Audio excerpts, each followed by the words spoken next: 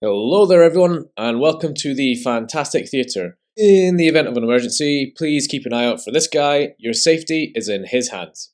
On the build tonight are some brand new turn 1 Abyss Actor combos. Few things to note. First, the combo shown will only involve main deck options from the Abyss Actor archetype. There are a few lists running around that run stuff like Chronograph, etc. And while it's not bad, I think it makes the deck weaker overall, as they don't bring much to the end board, add more bricks, and make the deck worse at going second. One of the biggest things this deck has going for it is that it can go first or second, no bother. With my deck, for example, the Abyss Actor cards would not change regardless of whether I wanted to go first or second, so losing die roll is not too big of a deal. Anyway, time for the show to start. To kick things off, we've got a solo act from Abyss Actor Extras himself. So to start this combo off, we normal summon our copy of Abyss Actor Extras, we activate his monster effect where we tribute him for cost, and we scale a different Abyss Actor from deck, and whoa, lo and behold, the top card is the card we need. We're going to activate Curtain Raiser's Pendulum effect to special summon himself, and then we're going to activate his monster effect, sending for cost a copy of Dramatic Story. Now actually at this point, this is where the combo can divulge in two different directions. So if you're playing Opening Ceremony and a lot of hand traps, you would send that instead of Dramatic Story. So the Curtain Raiser is going to add back the extras to hand, and we're going to scale the extras. We're then going to link off our copy of Curtain Raiser for our link one, the Director himself. Director effect will activate here, and we'll target our extras. We special the extras, and we scale from deck a copy of Mellow Madonna. We're then going to go for a link 2, linking off the Hyper Director and the extras for a copy of Super Producer. We have to do this before we use Madonna's scale effect because she locks us into Abyss Actor Pendulums. We're then going to activate Madonna's Pendulum effect now that we've finished link summoning, and we're going to add a copy of Wild Hope from deck to hand. We're then going to scale the Wild Hope, and we're going to activate Super Producer's effect targeting the Wild Hope. This will blow the Wild Hope up, and we will scale a copy of Comic Relief from our deck. On resolution, Wild Hope effect will trigger because he was drawn by card effect, and we're going to add a copy of Superstar. We're then going to go for a Pendulum summon of 3. 1, 2, and 3.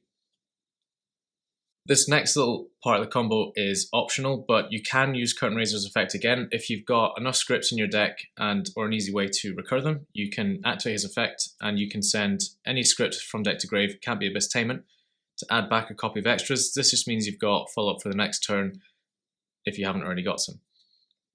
We're then going to activate Superstar's effect to set a copy of Abyss Tainment from our deck.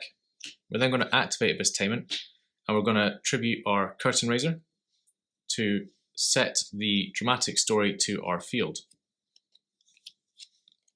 At this point, we can pass turn here, so in the end phase, our Abyss Tainment would be sent to the graveyard as per Superstar's effect, and it would be our opponent's turn. So during the main phase, at a desired time in our opponent's combo, so if you're against Sprite for example, and they've got 2 monsters on field, and they go to activate another effect, you can activate the Super Producer effect, and here you would tribute your Wild Hope, and you'd place a copy of Fantastic Theatre, and the monster effect would change to destroy a set spell trap card you control. It has to be this one. And then on resolution, you have Chainlink 1 and Chainlink 2, or vice versa, whichever one you want to do. So this end board here nets you 2 bounces, a monster negate, recursion with Wild Hope, recursion with Curtain Raiser, and you've got your scales set up for next turn, and you've got monsters on field to try and stop yourself from being killed.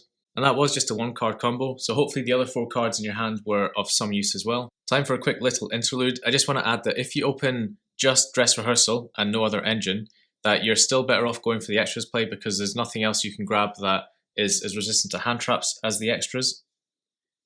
So for example, if you add Wild Hope and a copy of Dramatic Story, that loses to an Ash Blossom.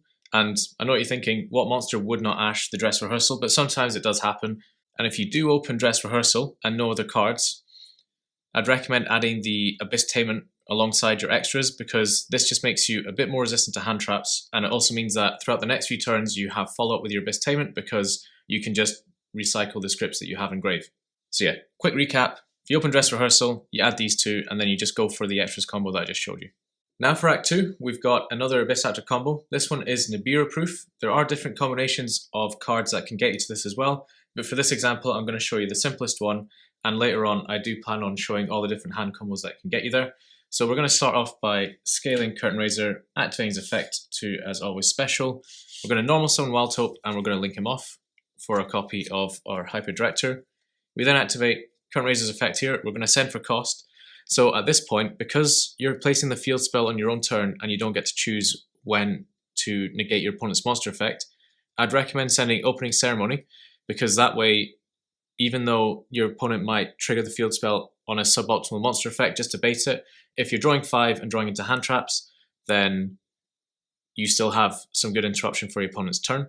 So I'll send the copy of Opening Ceremony to the grave to add back the Wild Hope. We're then going to scale the Wild Hope, and we're going to go Hyper Director effect targeting Wild Hope. We're going to special him, and from deck we're going to scale a copy of Mellow Madonna. We're then going to link to using the Curtain Raiser and the Hyper Director for the Super Producer himself. And we're going to go Producer effect here targeting Wild Hope. This will blow up the Wild Hope, and from deck we're now going to go for the field spell. And this is before we've Pendulum summoned, which means if our opponent decides to Nibiru us here, for example, then all they're getting rid of is our Link 2, which is not that good of a trade for our opponent. And on resolution, we'll go Wild Hope effect to add a copy of Comic Relief here. We're then going to activate Madonna's effect, ping 1000 to add Superstar. Now the order in which you add these two is quite important, because at no point in this combo has your opponent been able to ash you. If they let the Wild Hope resolve and you add your Superstar, and then you activate Madonna's effect and they ash it, you're left in hand with a scale 3 and a scale 0, so you can't Pendulum summon. So adding the Comic Relief first is a lot better, because you can still get 2 monsters on board, and even though you're not getting a set script, you're still getting an interruption that turn on your opponent's turn, and this turn actually as well. So it's a minor difference, but it does make a big difference, and it does come up quite a lot as well, because Madonna's the one that people know, oh, I kind of know Abyss Actors, so yeah, that's the one I should ash. Anyway, side note over, we're going to scale Comic Relief, and we're going to Pendulum summon 3. 1, 2, and 3.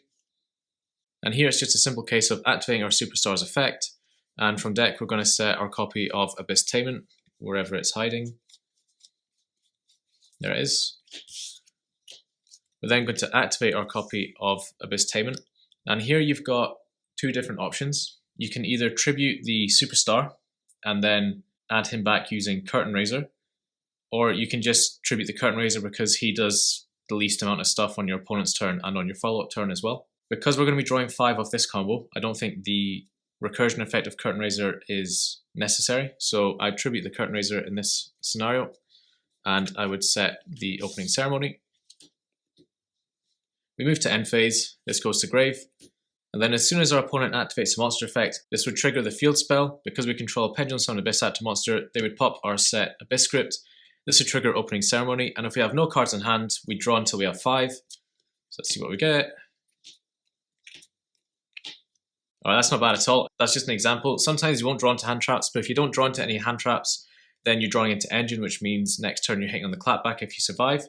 And on our opponent's turn here, we do have one more source of interruption. So if our opponent, say, activates a Dark Hole, we can activate Producer's effect, destroying the Madonna, and from deck we can scale a copy of the Lonely Sassy Rookie, wherever he is. There he is. And his effect is, if Abyss Actor monsters we control would be destroyed by battle or card effect, we can destroy him instead. And then if he is destroyed, I can target level 4 lower monster my opponent controls and destroy it. So let's say they've activated Dark Hole, we do this, and we protect our board. Now I think there are pros and cons to both the first combo that I showed you and this one. The advantage of this one is that it is Nibiru-proof, so it's a bit more resilient to hand traps, but the first combo that I showed you doesn't die to back row removal as badly, and it's not reliant on luck off your draw. Because for example, if you're relying on Opening Ceremony but you've opened, say, 2 scripts in hand, that means you're only going to be drawing 3 cards on your own turn, which isn't ideal because it lessens the chance of you seeing a good hand trap. Whereas the Dramatic Story one dies often to monster negation, because if they imperm your Super Producer, then you can't do anything on your opponent's turn at all. So pros and cons to both. I think you just go for which one suits your build. Now for the grand finale, we have the biggest Abyss Actor end board you can make going first that I'm currently aware of. You'll see 3 cards down in front of you. There are more ways to make this combo work, so usually a hand of 4 or more Abyss Actors is almost guaranteed to do this combo. All the cards you see in front of you are played at 3, at least in the deck I run, and with a few different combinations that are able to get there, it's actually not too hard of an end board to make. Adding cards like Prosperity and stuff will definitely help increase the chances of you seeing a hand that can make this combo. So to start things off, we go to our main phase 1 and we activate our Dress Rehearsal, because it has to be at the start of main phase 1, and we're going to add Wild Hope, and Dramatic Story from deck to hand. We're then going to scale Curtain Raiser, his effect to special summon himself, and we're then going to normal summon our Wild Hope. We're then going to activate Dramatic Story, targeting our Wild Hope, and this will special summon a copy of Superstar. We're going to blow up the Wild Hope, and the Wild Hope effect here will trigger, and we're going to add a copy of Sassy Rookie. And then we're going to activate Superstar's effect, and we're going to set a copy of Abyss-tainment from our deck. Don't worry if you forget this part of the combo, because you can do it later. I just like to do it now because if they decide to, for some reason, effect Veiler your Superstar, then you can just always use them again when you bring him back. We're then going to go Curtain Raiser effect, sending for cost the Rise of the Abyss King to add back the Wild Hope. And then we're going to go for a Link 2 into a copy of Beyond the Pendulum. We're going to pay 1200 to add a Pendulum monster from deck to hand, and we're going to add a copy of Comic Relief.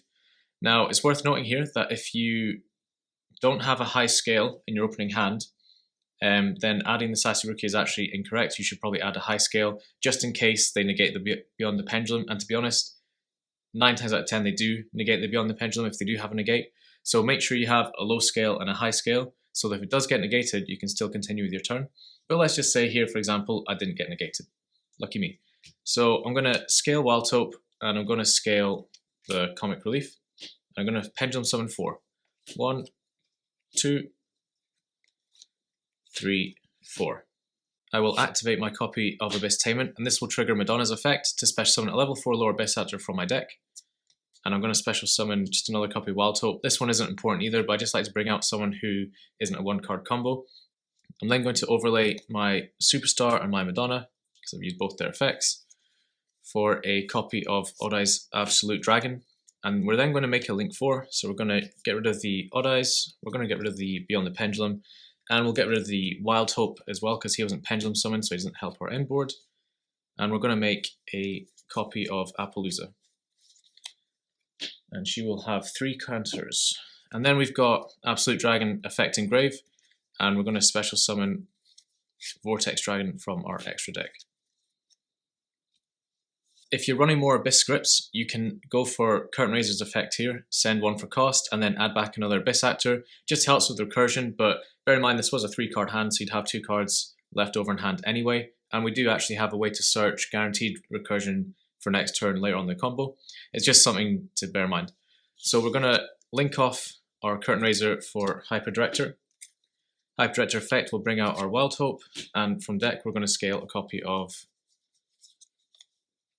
Mellow Madonna. We're then going to go for a Link 2, and we're going to make Super Producer. We're going to activate Mellow Madonna's effect, ping 1000 to add an Abyss Actor monster from deck to hand, and we will add here a copy of Abyss Actor Extras. This is just our follow-up for next turn. It's not part of the combo, it just helps you kill on the clapback. We're then going to go Super Producer effect, and here we will pop our Comic Relief because we've already Pendulum summoned and we want to keep the Madonna in case we want to just hard search next turn. So we pop that, and from deck we're going to place our Field Spell. And then we're going to activate Abyss-tainment effect, tributing our Super Producer, and we're going to set Dramatic Story.